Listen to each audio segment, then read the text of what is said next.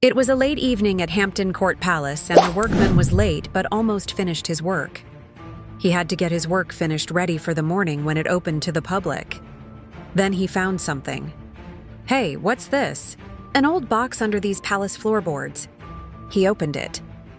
Wait, there's something glowing inside. A necklace? A bee hung from the necklace. Gasp and whoosh sound. A woman appeared from nowhere in front of the workman. She had black hair.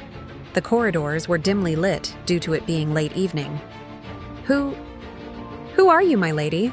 "I am Queen Anne Boleyn. The witch's spell worked after all these centuries." Your Majesty? I'm just a workman here at Hampton Court. Anne Boleyn looked shocked and surprised to be stood there. She pleaded with the workman. "Please tell me, what became of my Elizabeth?" "My dear daughter? And Henry, what happened after She burst into tears, remembering what had happened to her, and that her daughter had been dead now for centuries. The workman gazed at her in total shock. He didn't know what to do. He looked around to see if anyone else could see what was happening, but he was totally alone in this part of the palace. "Your daughter became one of England's greatest queens, Your Majesty. Queen Elizabeth I.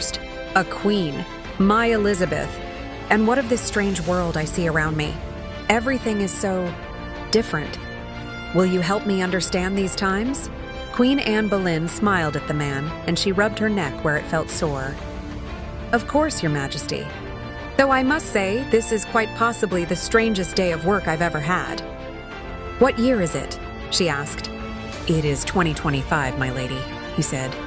He rubbed his eyes, still unable to believe what he was seeing. She began to wander a corridor, remembering all the memories of being in the palace.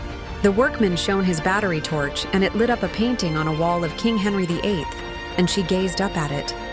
"I loved Henry. Perhaps I was a fool to do so. He betrayed me," she said, looking up at old photos of the king.